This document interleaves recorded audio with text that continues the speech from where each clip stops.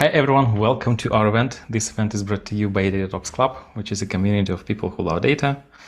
We have weekly events and today is one of such events. If you want to find out more about the events we have, there is a link in the description. Click on that link, check it out, you'll see. Right now we don't have much, but there is one interesting workshop that is happening in September. Then do not forget to subscribe to our YouTube channel. This way you will not miss future streams as awesome as the one we are going to have today. And lastly, we have an amazing Slack community where you can hang out with other data enthusiasts. During today's interview, you can ask any question you want. And there is a pinned link in the live chat. Click on that link, ask your question, and we will be covering these questions during the interview. And I don't know, Aleksander, where are you based in? I am based in Berlin, and it's pretty hot here today, surprisingly. Oh, I just came from Frankfurt to Warsaw yesterday. You're based in Warsaw? Currently, yes. Okay. Yeah. And right now, I will open the document with the questions we prepared for you. You probably also have it somewhere. And if you're ready, we can start. Yes, I'm ready. We can go. Okay, let's go.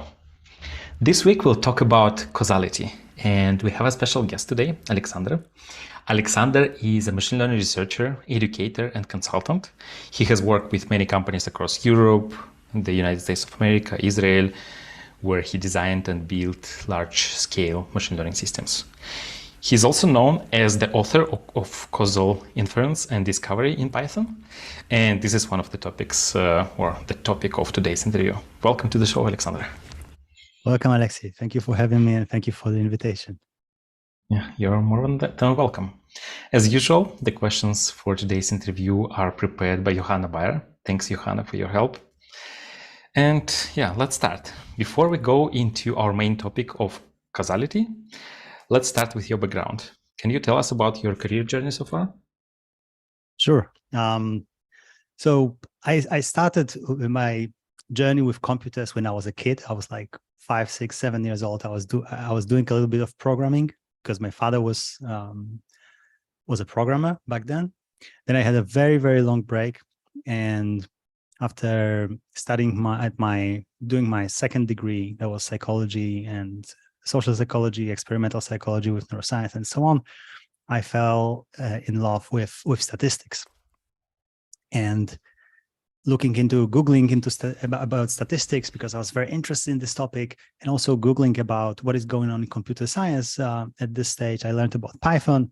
This led me to machine learning, and that was the start of my journey into this rabbit hole.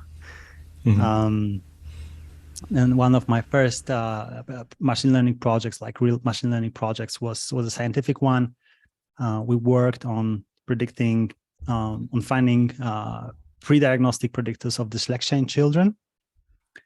And I was very excited about this project. And actually now, after many, many years, there's a tool being developed that will help people diagnose the risk of dyslexia in very young children, which is very important because early diagnosis can help those children start specialized training that can help them overcome the difficulties in their adult life.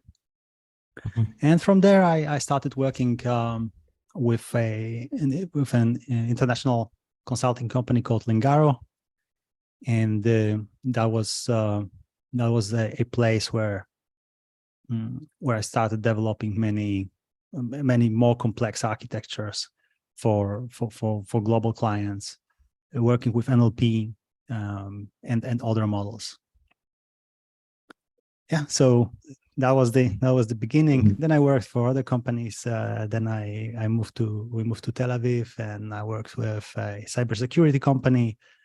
And then recently I finished writing my book, and moved to doing consulting for companies and focusing on my educator and causal ambassador or causal advocacy work.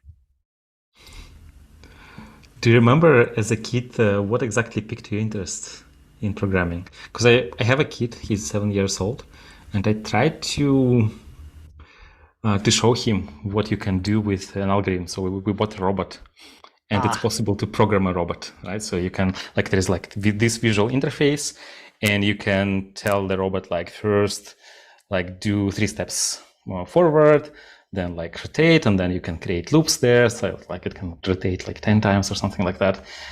And he was not impressed at all after I showed him that. So I'm wondering, like, how to show him that programming is cool. Do you remember how it happened to you? I don't know how relevant this will be for you and for him or for her. I don't know.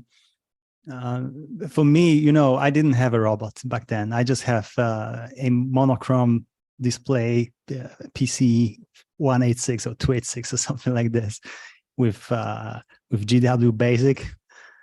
And I wrote myself a piano, that I could play melodies using computer keyboards. And that was my main achievement back then. That's amazing. I have no idea what these terms that you mentioned mean, because I myself got a computer pretty lately. But anyways, yeah, thanks for sharing that.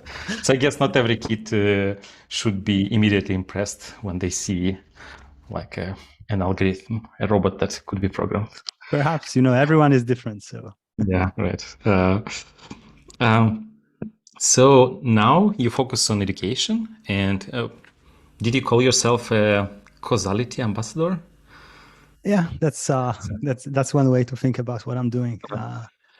So what does it mean? What do you do as a causality ambassador? So I do a couple of things. I do my best to democratize the set of methods and the style of thinking. I think both things are very important here. I have a feeling that causality in general is a tool or a set of tools that can be very, very helpful for individuals and businesses alike.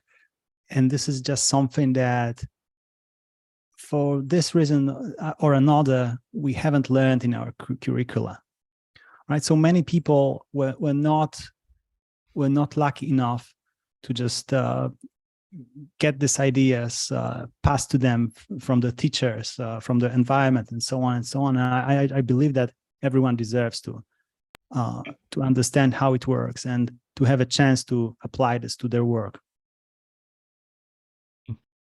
You said your goal is to democratize this style of thinking. So what exactly this style of thinking is? Like, what is causality? How is it different from like the usual style of thinking? Mm-hmm. Well, so usual style of thinking, I don't know. It probably depends where you were growing up and what circumstances, what context, and so on. But thinking about the data science community, most people are going into a journey that is focused around traditional statistical machine learning, which means that we look at associations. And seeing associations is great. It gives us great opportunities in many different contexts. But sometimes it also comes with a set of risks, which means that we can see an association, and this association might be there because of another variable that we do not observe.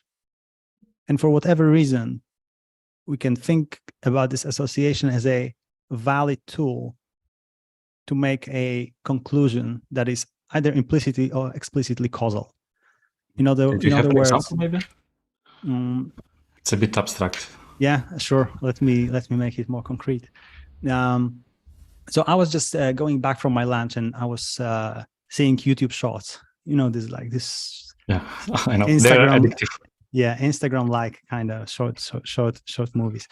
And there was one that was where there was a guy speaking and trying to convince the audience that there's a correlation between the color of your skin and the likelihood that you will commit violent crimes. And he was citing different types of statistics for this, right? And so this is an example of associative thinking. So we say like, hey, there are people with certain properties, right? I don't know, physical, mental properties, psychological properties, and there are some outcomes, and we think that these outcomes are more frequent for, I don't know, one group versus another. And then if we just talk this associational language and we talk about those associations, here's one, here's another one, here's another one, it's very easy to make people start thinking that this property of this group of people is linked to this outcome, right? While sometimes it might be something completely different. So maybe people with this certain property, physical or psychological, are also, for whatever, let's say, historical reason, in a group of people who have much lower income. And maybe they have less parenting skills on average, right? Within certain geography or certain location. And this might be also related to the fact that there is more violent crime in this particular neighborhood, or for a group of people that accidentally also have another characteristic, right? But if we don't look at this third variable, we might start implicitly thinking that those two properties that we are observing are related. And we usually say related, but what we think is related causally, right? So there is something that is causing the other thing. So from purely associative point of view or correlational point of view, we often cannot distinguish which type of situation we are in, right? So we might see an association with temperature and I don't know. There's an example in my book. It's a very simple example, but perhaps an intuitive one. There are more drownings, or drownings are correlated with ice cream sales, right? Mm-hmm. And somebody would, yeah, a scientist might hypothesize that, hey, there is sugar in ice cream, and maybe people who eat ice cream that are just a little bit, they become a little bit less. Slower to react, and so on and so on. Sometimes we feel after we eat, we feel a little bit like, hey, maybe I'll have a nap, right? Especially if it's like carbohydrate-rich food. And somebody could make a hypothesis like this and invest like a large budget in exploring this hypothesis or trying to falsify it, while the cause, there is a common cause, and it's temperature, right? So when it's warmer, people are more likely to buy ice cream, but they are also more likely to go and swim. And if more people are swimming, more people are also, unfortunately, drowning, usually, right? I guess for some applications, we don't need to think about this causality. We just see correlation. I know we train our logistic regression. I think maybe a good example is this famous B feature in the Boston dataset. It's also related to the skin of color, the example you mentioned. Yeah. I think it's like the proportion of colored people in a neighborhood in Boston, right? Mm-hmm. And then like if we train a model, maybe this model is accurate to some extent, right? Because like it uses this problematic B feature. So for some purposes, like we will not think if it's like correct to use this feature or not, but maybe it improves the performance of the model, right? So that's a very interesting point, what you're saying, because, statistics is just enough for predictive tasks. Now, the problem starts when we want to make a decision, right? So if you imagine, there was a very famous case some time ago of a company called Zillow. So they were doing actually what you described. They were trying to predict prices of real estate. And then what they also did, based on those predictions, they were deciding if they want to buy a real estate and then flip it, which means renovate it and sell for a better price, or maybe even without renovation. I don't remember what was their business model, or not. And now this might be, and this turned out to be a very good business for them for a very long time, as long as the distribution of all the variables in the background was the same, right? So machine learning models are IID machines, which means that they assume that we have the same identically independent and identically distributed data set in training and in the test, or in the real world, right? And this is not always the case. Now, causal models, depends on the type of a causal model, might address this. If you have a lot of information, if you have a rich causal representation, you can address a situation like this. So if Zillow had a very rich causal model, they would not fall because of the fall of the market. What happened with them? Like I heard they that went bankrupt, essentially. Yeah, because of their machine learning models. Or yeah, they bought a lot of real estate, and then the prices went down, and they were not able to take it. So yeah, the models were predicting that the prices would go up, but they did not, right? Yes. As far as I remember, that was the case, and they made a decision based on this prediction, right? And when we're making decision, let me give you another example.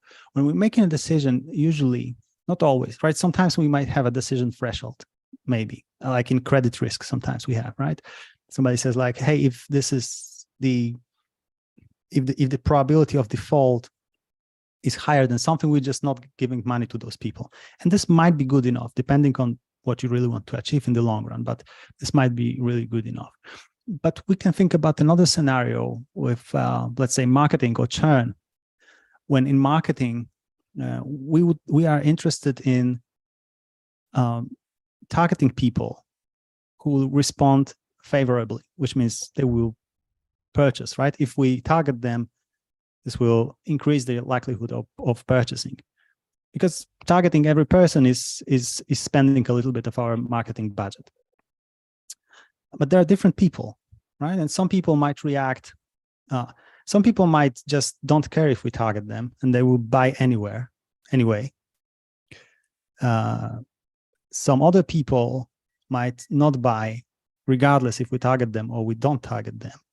And there will be also some people that will buy only if we target them, because maybe they just feel a little bit special when we send them this discount, or we give them this personalized email, right?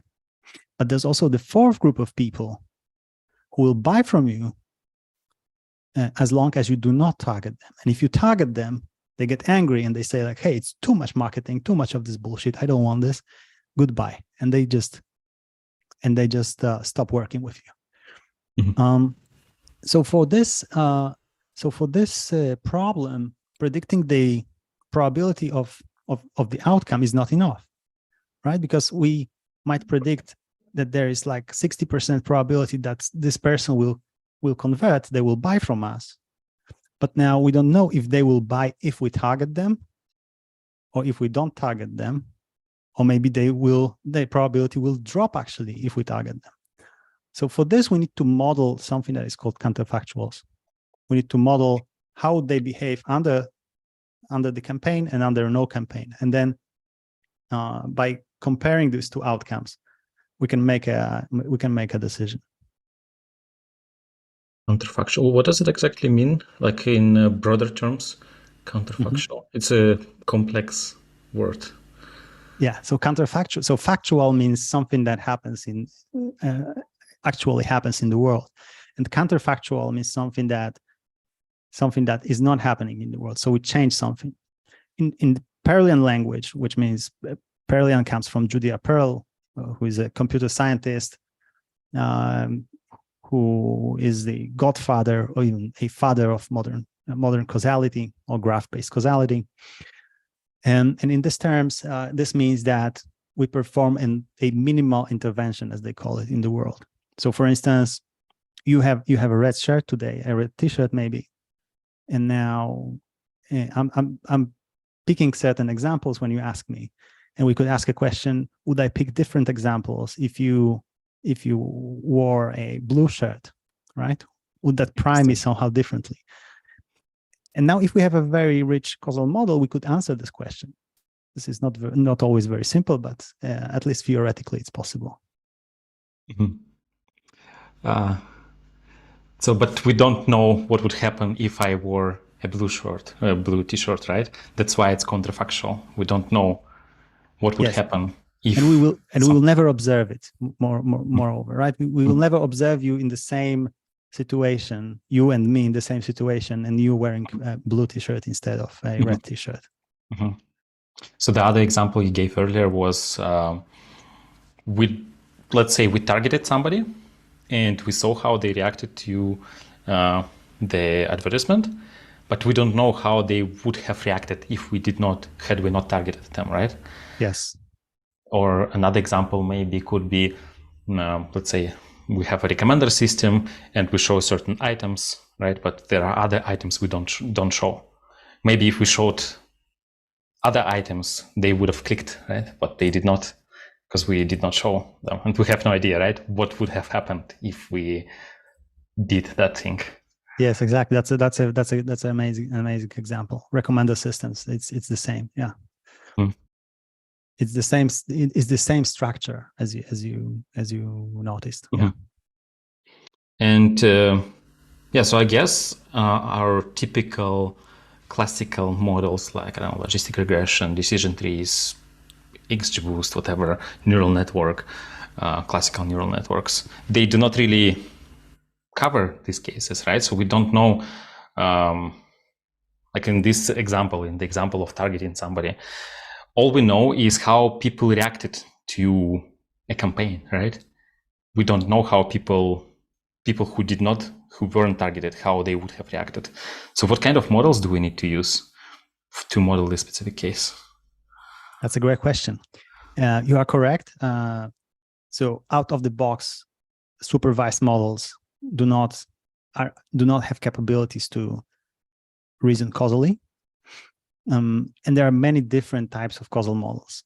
But the one that I think is relatively the easiest to grasp, and that also behind the scenes uses traditional machine learning models, is a family of there's a family of models called meta learners. The name is maybe a little bit unfortunate because we also have meta learners in machine learning, traditional non-causal machine learning. Right? Or sorry, again? Like ensemble learners, is it the same thing? No, I think it's slightly different. But anyway, causal meta learners are called meta learners for a very particular reason, because they took regular machine learning models and they use them to produce those counterfactual worlds. Of course, they're estimated counterfactual worlds, right? And so probably the easiest example of a meta learner, a very simple meta learner, is called T-learner. T-learner stands for two learner, like 1, 2. And it's because it uses two machine learning models. So it uses one machine learning model to learn the response function for under no treatment. Let's assume that the treatment is binary. So we do something or we don't do it. And the second model is used to learn the response function, which means mapping from the treatment and maybe some features to the outcome. It learns the response function under treatment. So we have one model that learns response function under no treatment, another one under the treatment. And so for this case, just want to make sure I understood. Yeah. So we have two models. So for the first model, we see, let's say if we talk about this campaign example, when we target people with an advertisement, we have this pool of people who target our audience, right? We send them some sort of campaign and we collect the data. We know who opened the email or whatever, who ended up clicking, right? And we know who did not do this, right? So we have this data set, right, with the target variable. But then we also have other people who we did not set the campaign.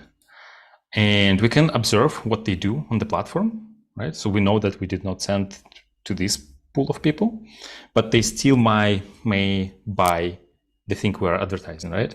So we just take all the other people and see who actually bought this thing at the end, right? So we then we have two models. Yeah, so we take these two groups of people, one that we sent the campaign to and the other one that did not receive the campaign. And we train one model on one group, another model on another group. Now, you also said about clicking emails and so on. So there is compliance, which means that if somebody clicked or not, it makes the thing a little bit more complex. So let's put it aside for now. and just let's focus on those two models. So we take those two models, and then for any new observation, we make prediction for using both models. Okay, so we have some.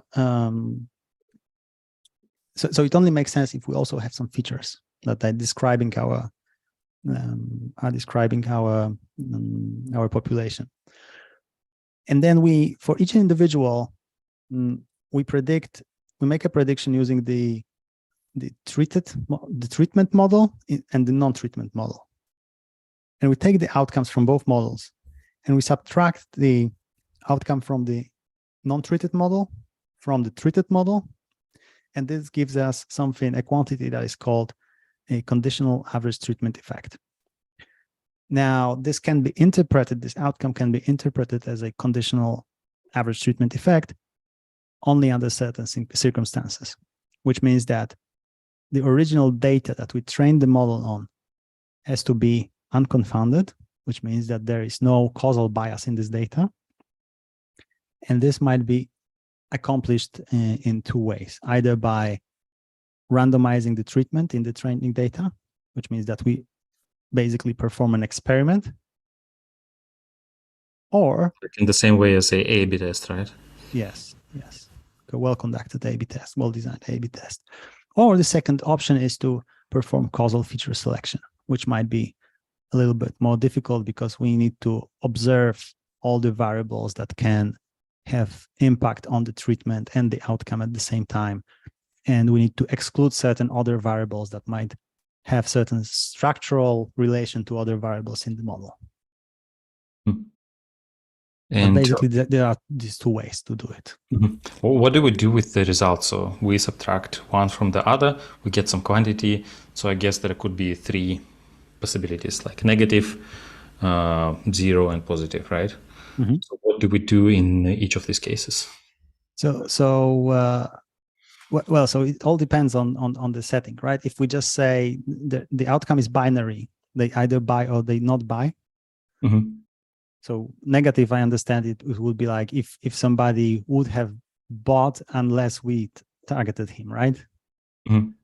Yeah.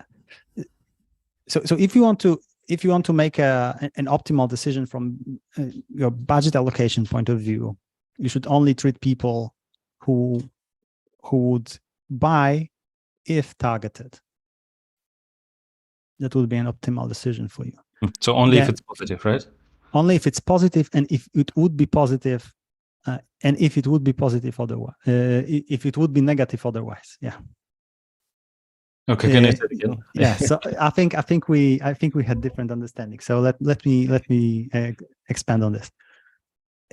We should only target people who are positive under the treatment model and are negative or like 0 under non-treatment model. Which if we apply this ATE formula, average treatment effect formula, that would be 1 minus 0, which means 1. Their outcome is 1. Okay. So one model predicts, the treatment model predicts that this person would buy. The non-treatment model predicts that this person would not buy. Yes. In this case, we go ahead and target.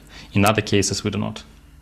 Yes. In other cases, we do not, because people who would buy under no treatment and treatment, it doesn't make sense to target them because it doesn't make difference to them based on our estimation, of course. And we don't target people who don't buy anyway because it seems it doesn't matter to them as well. And of course, we don't want to target people who are buying under no treatment and stop buying under treatment, right? Because this is just generating a loss on both ends for us, like losing a client and also losing money to actually paying to lose a client. It's like paying to lose a client. Yeah. It's like the worst possible thing, right? Yeah. Not only you spend money, but you also lose the client. Yeah, that's exactly. I imagine it can introduce some problems. Like, let's say we take this model, we deploy it, we apply it to the entire population, to all our customers, and start using it. And then we continue collecting data. And then the data we collect might be, well, because we applied the model, and right now we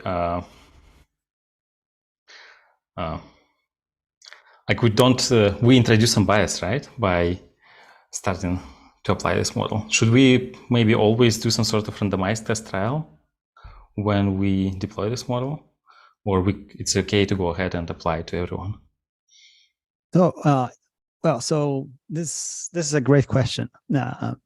A short answer is that if you use a model like T-Learner, you might have certain problems, right? So, for instance, you can show that those simple meta learners, they will have a little bit of estimation bias, which is different from causal bias, right? So we assume that causally we are okay. So our data was either randomized or it was structurally, the variables were chosen in a causally meaningful way.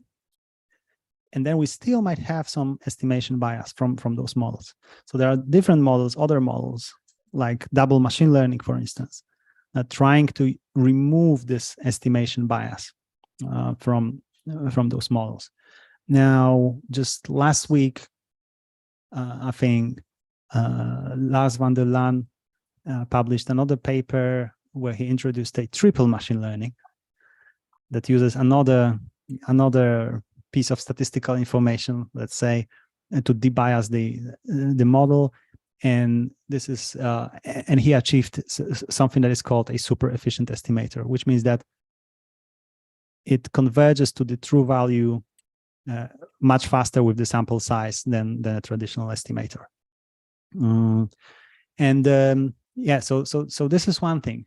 But I think what is more important is that sometimes it might be difficult for us to also get rid of this causal bias.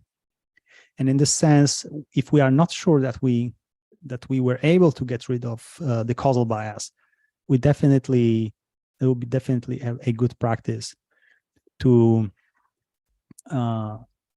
before the ultimate deployment, to deploy this model to a part of your customer base, if that's possible. So this is something that I usually recommend to my clients, that we deploy a model to a part of the customer base, and we always compare it to the baseline, whatever our baseline is, right? So a baseline might be just a simple machine learning predictive model. Yeah. Mm-hmm. And this case, compare means we compare using some sort of business metric, like what's the revenue that these two groups brought, right? Yeah, we basically evaluate the policy, right? So we can think about a causal model like this. This is often called uplift modeling. Uplift because the change that whatever metric goes up when we use this causal modeling technique. So yeah, this is evaluating based on whatever metric matters to us, right? This might be revenue, this might be churn, this might be anything that would be relevant. Because there is a question from Taras. So Taras is asking how do we estimate the quality of a causal model? Mm-hmm. And if the metrics that we use are the same as for plain regression, or plain, like, traditional ML models, or the metrics are different? Mm-hmm. So let's unpack this question. There are a couple of levels of evaluation of causal models. So the first one is regarding causal unbiasedness, or is there a causal bias in our data set? There are no, and here traditional machine learning metrics or traditional machine learning evaluation approaches like cross-validation, for instance, are not really useful. Why? Because the observational distribution, associational distribution, we can get the same associational distribution from different interventional distributions or different counterfactual distributions, which means that we can have different data generating processes that end up giving us exactly the same observational distribution. So this is not very useful, and we need other stuff to make sure that it works. So one of the ideas that we can use is actually what we just discussed. So deploying the model and looking how it works. Another way is using so-called refutation tests. So refutation tests are trying to falsify the causal structure within the model, which means these tests usually are changing something in the data, for instance, and they check if the coefficient that we are, the causal coefficient that we are finding is also changing or not. And there are like, so this is like a scientific method, Popperian scientific methodology. We're trying to change something in the world and we say like, hey, if this model will react to this in a certain way, it means that it's almost certainly wrong. So those tests cannot confirm that the model is correct, but they can falsify the hypothesis that the model is correct. Yeah. And then we have statistical, estimates. And now the question from Taras was, if I remember correctly, if we use the same set of metrics for both models. So yeah, we can do. If we want to evaluate the policy, which means if we want to evaluate if we make better decisions based on the causal model versus on a non-causal model, then we definitely should use the same metric, right? Because if we use different metrics, then we are not comparing apples to apples.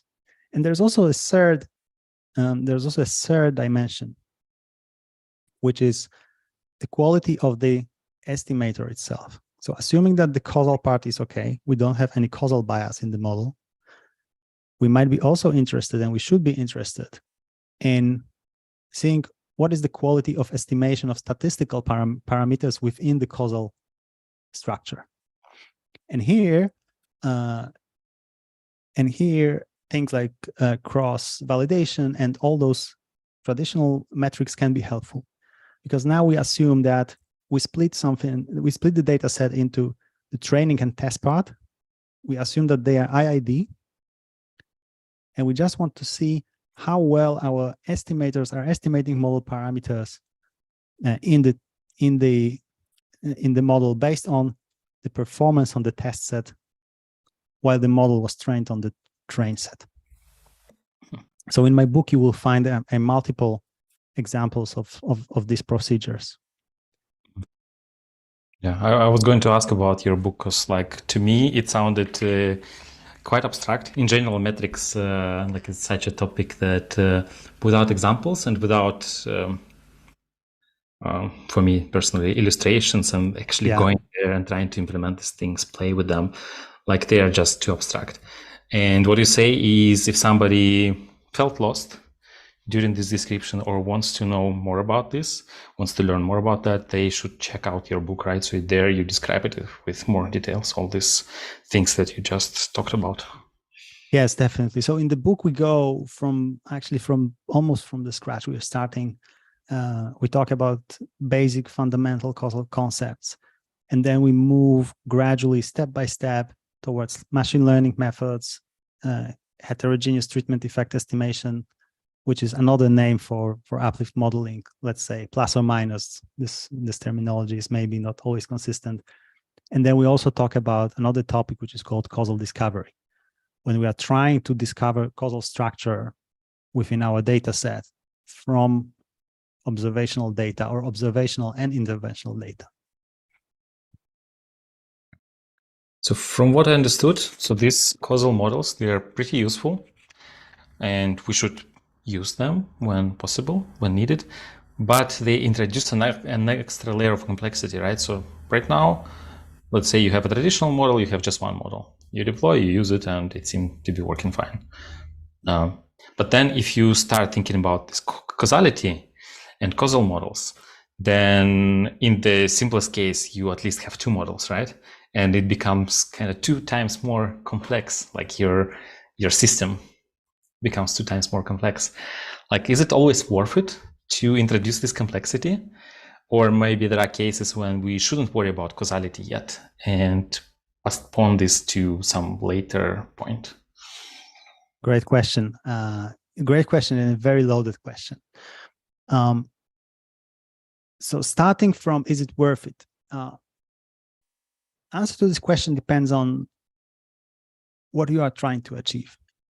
So if you're only interested in predicting something, and you say, hey, this is an IID case, and I just want to predict if this will be more than 5 or less than 5, there's no need for causal models, because causal models. Maybe Zillow was thinking in exact same way, right?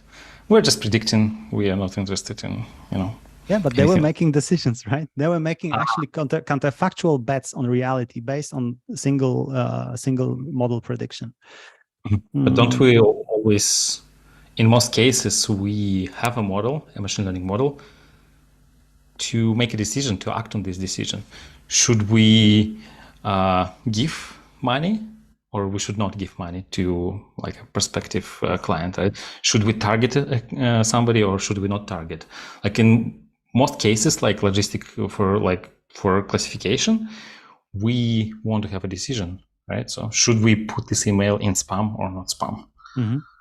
Or should we, I don't know, for a recommender system, should we display it or should we not display it? Like in most of these cases, there is a decision.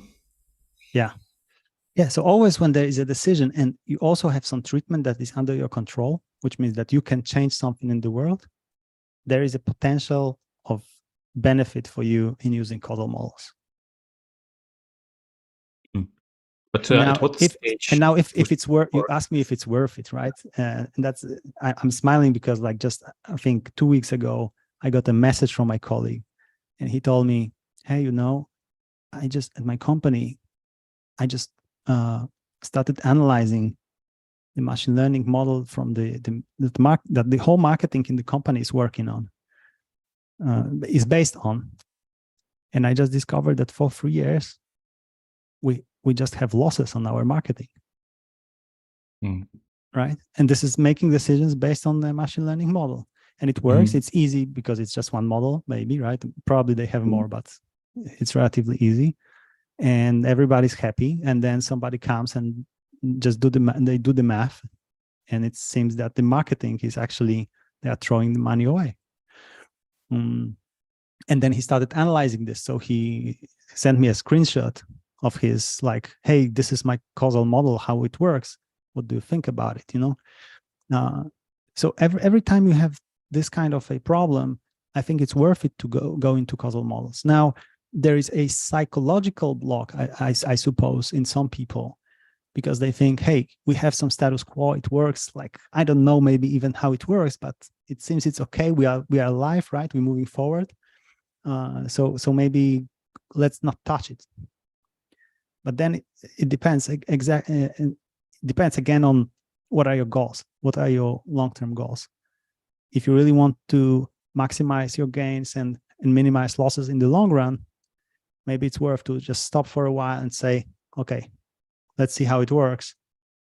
Let's see how much is the investment today, and then what we can expect in the future.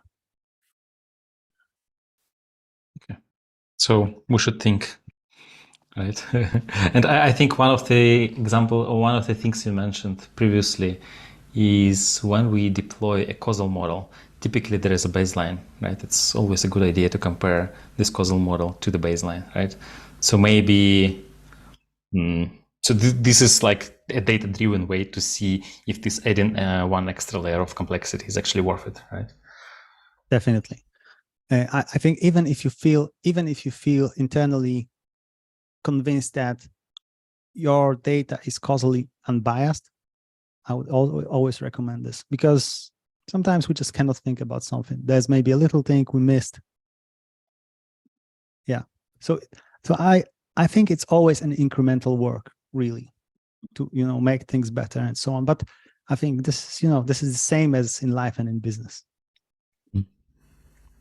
Yeah, and there is one quite hot topic these days, these LLMs, right? So everyone is talking about LLMs, large language models.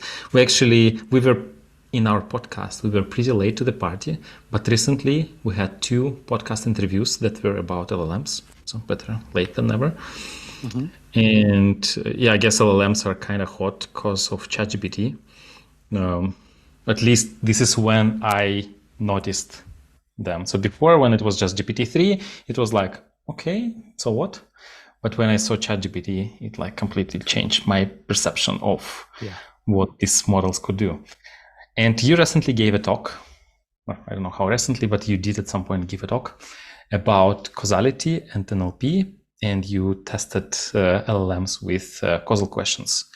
Can you tell us more about this talk? Can you summarize it for us? Yeah, sure. So since this talk, a lot has changed in the research community, and also in the LLM space, something has changed. So I will give you a summary of the talk, and then also a short summary of where we are today. In the talk, we discuss the idea of combining natural language processing with causality, in particular large language models with causality. And there are a couple of ways that you can think about this intersection of those two areas. One is about using large language models as elements of a causal system, perhaps as some kind of a feature extractor in the role of feature extractors. Can you give an example? It's a bit like, to me, it's a bit abstract. Yeah. Okay. So let's think about a more concrete example.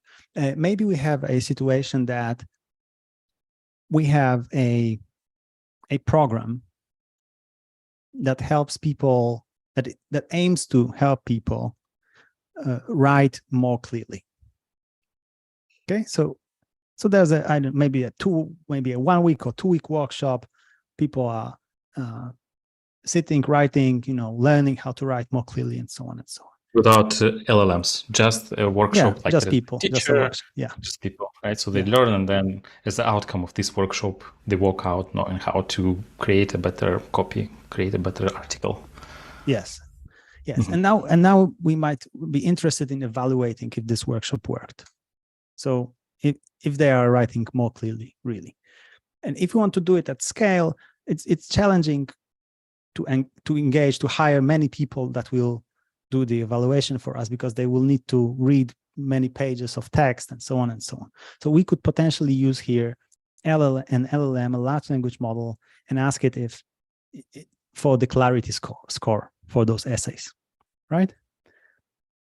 And then we could say, if we randomized the treatment, so some people got to the workshop and others did not, based on a random assignment, we could basically compute the average treatment effect. So that's one way. This scenario is called sometimes text as an outcome, because the text is the outcome of some experiment. There also may be text as a mediator, which means that we have some treatment, then there's a text produced and caused by this treatment, or some aspects of this text are caused by this treatment, and then we have some other outcome. So is I understood correctly? So there are two groups of people. One is that kind of the treatment group, people who went through the workshop. The other group is people who did not go through the workshop. And then each person in these two groups produces some text. And then for each of the texts, we ask an LLM, hey, what's the clarity score? Or like how is this text? And then we just compare, like using some sort of t-test or whatever, to see that workshop actually was helpful, right? Yes, exactly. That would be an example of the scenario that is called text as an outcome, because text is the outcome where we expect some change, some difference. Okay. So what's wrong with that? Sorry? What's wrong with that? Sounds like a good approach. Yeah, this is a good approach. So now we are talking about a scenario where we are using LLMs as an element, as an decoder or encoder within a system that we know that the system is causal. We know the causal structure of the system, and then the LLM is just like one of the elements within the system that helps us turn this multidimensional entity that a text is into some maybe numerical summary. We can also use it. We can also use it in another way. So maybe text is a confounder, which means that we have some treatment and we have some outcome, and some aspect of the text is affecting both the treatment and the outcome. And this is interesting because sometimes it's difficult to actually say, hey, this is one outcome. This is just one thing in the text that is influencing something, and how we extract this information. Maybe it's style, right? So it's very difficult to quantify style, and large language models can be helpful with this. So let me give you another example with text as treatment. So maybe we have a copy. In text as co-founder or a treatment? It will be text as treatment. I think it will be just the same as previously, right? No, so previously was text as outcome. Text as outcome. Outcome, and now it's text as treatment.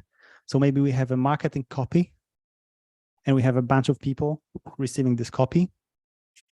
And there's another version of this copy, and another bunch of people are receiving this copy, and then we want to compare if, I don't know, they bought or they subscribed for DataTalks.Club, right? And maybe the copies are different. They have the same semantics, right? They are talking about the same stuff, but they have just different style. And maybe just one is just like more. For example, so usually, we have a newsletter in DataTalks.Club, and there is a sponsored slot, right? Sponsored block. Yeah.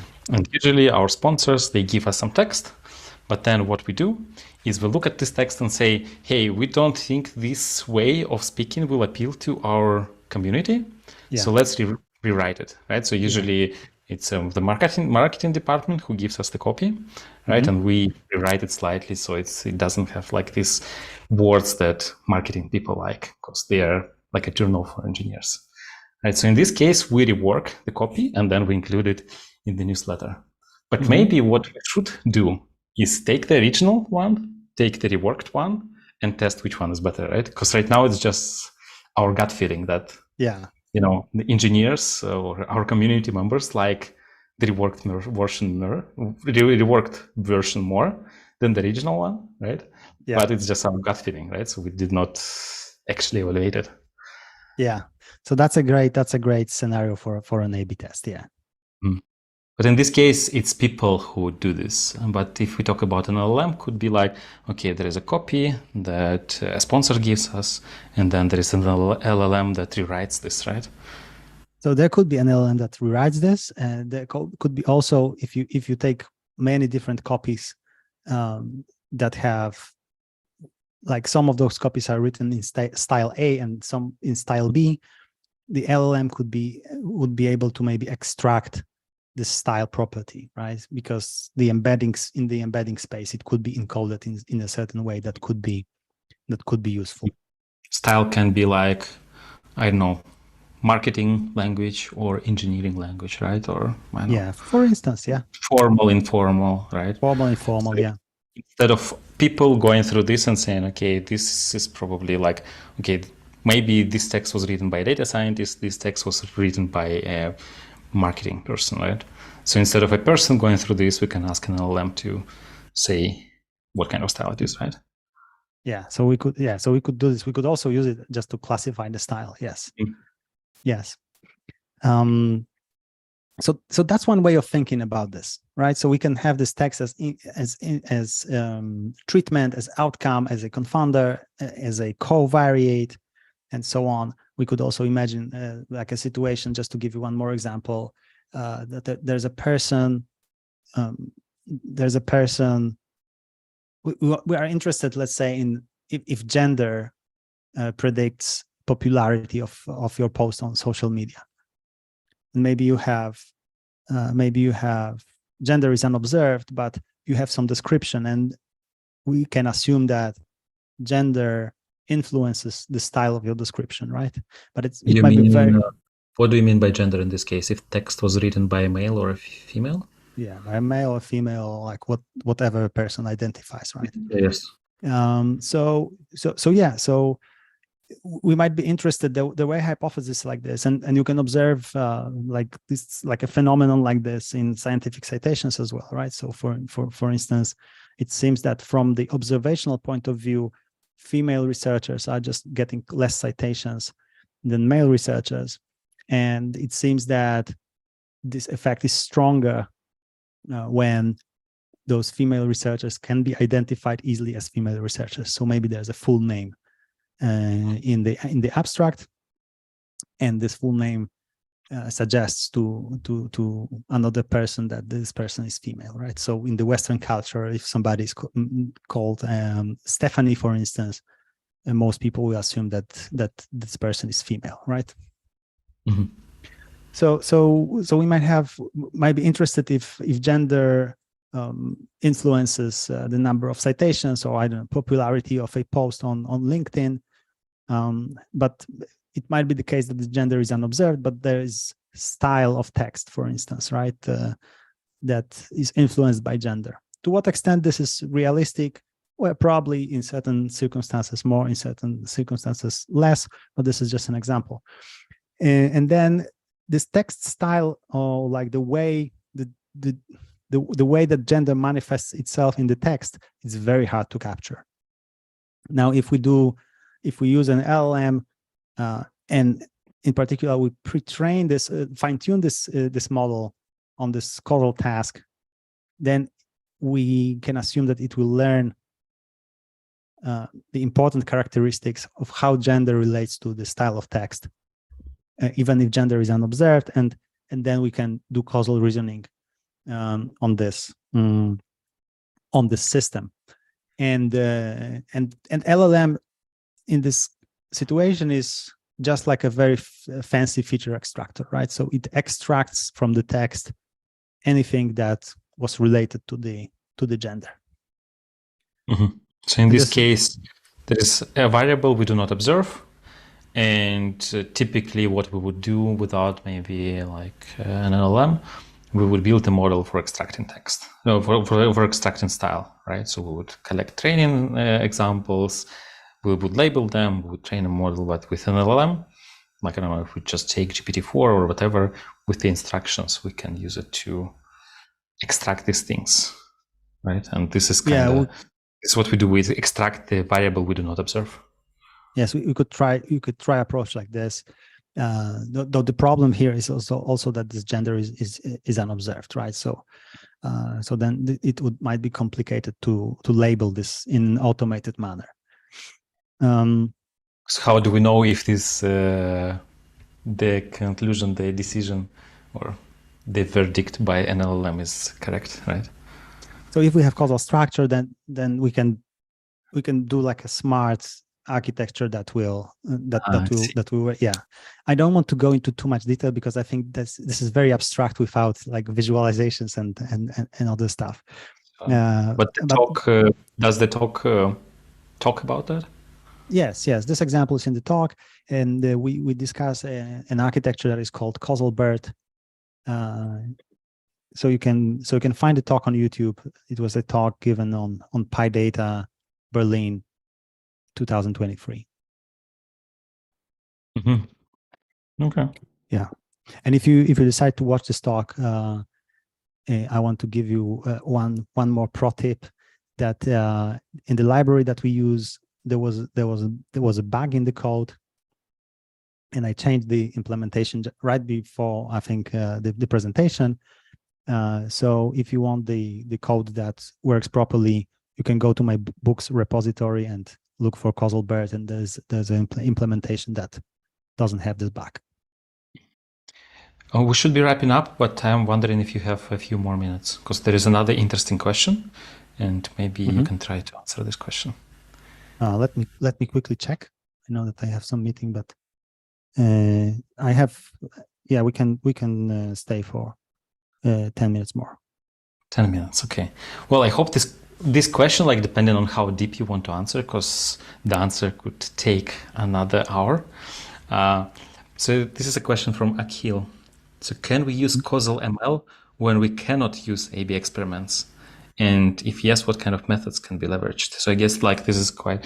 So first, part of this question is, are there cases when we can't use A/B, like A/B tests? So I imagine that there are. And in these cases, like how exactly we approach the situation? Great question. Yes, there are cases where using A/B tests might be difficult for ethical, financial, or whatever technical reasons. If we can use causal machine learning in those cases, the short answer is yes. A longer answer is it really depends to what extent you are able to fulfill causal assumptions. So we didn't discuss this too much, but in order to make a causal model causally unbiased, we need to fulfill certain assumptions regarding which variables are observed. If we have some variables that are unobserved, we might use certain methods for something that is called partial identification, or we can perform things like causal sensitivity analysis and so on, and we might still get useful information out of those models, even if we cannot get a precise point estimate or precise confidence intervals. So the short answer is yes. The longer answer is, in certain cases, when you cannot observe certain variables, this might be a little bit more difficult. In certain cases, it might be also impossible. But I think a great power of causal thinking, if you understand how those graphical structures relate to the problem of estimation and so on, is that you can very clearly state your problem and understand to what extent this problem is solvable, right? If you just drop a machine learning algorithm on your problem, you will get some answer. But if you don't analyze this problem in advance, you might not really know or understand fully what this answer is and to what extent it's useful for decision making. And thinking causally gives a lot of clarity in this regard. And especially, in particular, I'm talking about graphical models or structural causal models that Judea Pearl proposed. I think that's a great tool for clarity. So even for people who are not planning to use causal inference or causal reasoning in their business problems directly today, the idea of understanding this is something that can give them long-term and very, very pronounced benefits. And you mentioned one thing here in your answer. You mentioned graphical structures. Mm-hmm. And in the previous part, when we talked about LLMs, you mentioned an architecture. So I guess in both cases, you mean a way of designing a model in such a way that it's clear which thing causes which, right? So then you have this kind of causality chain or whatever. And probably we don't have time to go into this, but your book, I assume, covers this in more details, right? Yes, definitely. My book covers this, and your intuition is absolutely correct. So graphical model encodes the causal structure between variables. So it says like, hey, if we let me take a step back and let's very briefly discuss the Pearlian definition of causality. So the basic Pearlian definition of causality is A causes B if B listens to A. Listens to means that if we change something in A, we expect to also see change in B. And we could have a deeper discussion on this, but I'm sure this is not for this format. One of the examples you gave was about temperature, ice cream sales, and number of people who drown, right? Yes. So here, if we adjust temperature, then both these variables would change too. That's what we would expect. Yeah, on average. Of course, there are people who are drowning in winter and eating ice cream in winter, right? But in a statistical sense, we would expect that it's reasonable they go also down. Okay. And then we express it in a graphical form, saying like, hey, this is temperature, and there's an arrow. There's a temperature, and there's an arrow to ice cream sales, and there's an arrow to number of drownings. And the interesting fact is that those graphical structures, they have certain properties. where we can identify causal structure without even looking at the data. So if we know the causal structure itself, but we don't know anything about the data, we can already say something about the system. This is sometimes called nonparametric identification. So we can, based on a structure like this, we can say, we actually don't need to observe this very costly variable and this one as well. It's sufficient that we just observe these three variables. And if we have these three variables, we can build a causally unbiased model. And this is a great tool because some organizations that treat the data stuff very seriously, they tend to invest a lot of money in observing as much stuff as possible. And sometimes some of those variables might not be very helpful in answering their most pressing questions. Okay, yeah, thank you. So I guess the to-go reference for everything we discussed today would be your book. Then also the talk that you gave at Berlin PyData, which I missed. I was on the conference. Oh, yeah. So we were very close. We were close. Maybe next year we will meet. Can you recommend any other resources for people who want to learn more about the topic? I guess one of the things you mentioned, Pearl. Like, what was his full name? Judea his Pearl. book. Judea Pearl. And if you're just starting, it's called the Book of Why. I don't know if you will be able to see this. Yeah. Yeah, it's the Book blurred. of Why. Yeah, that's a great book for starter. Blur my background. Oh, maybe now I will be able to do it. Yeah. So it looks like this. It's a great book for if you're just starting. And then if you want to go into more practical stuff, especially in Python, there's my book called Causal Inference and Causal Discovery in Python. It looks like this. It also goes like from almost from scratch, right? So I wrote it for people who have like 3-5 years of experience in machine learning and they want to learn about causality. But the Book of Why will give you also a lot of very, very nice motivation, beautiful examples from the history of science, how non-causal thinking failed and how causal thinking, thanks to causal thinking, people were able to solve problems. Okay, thank you very much. Thanks for staying a bit longer with us and answer this very interesting question from Akhil. And thanks Aleksander for being with us today, and thanks everyone for joining us today too. Listening in and asking your questions. Thank you so much. Thank you for having me. It was a pleasure to have a conversation with you, Alexei. Yeah. Well, let's hope we meet next time on the next PyData Berlin, or Definitely. Maybe some other conference. Yeah. Well, have a great week, and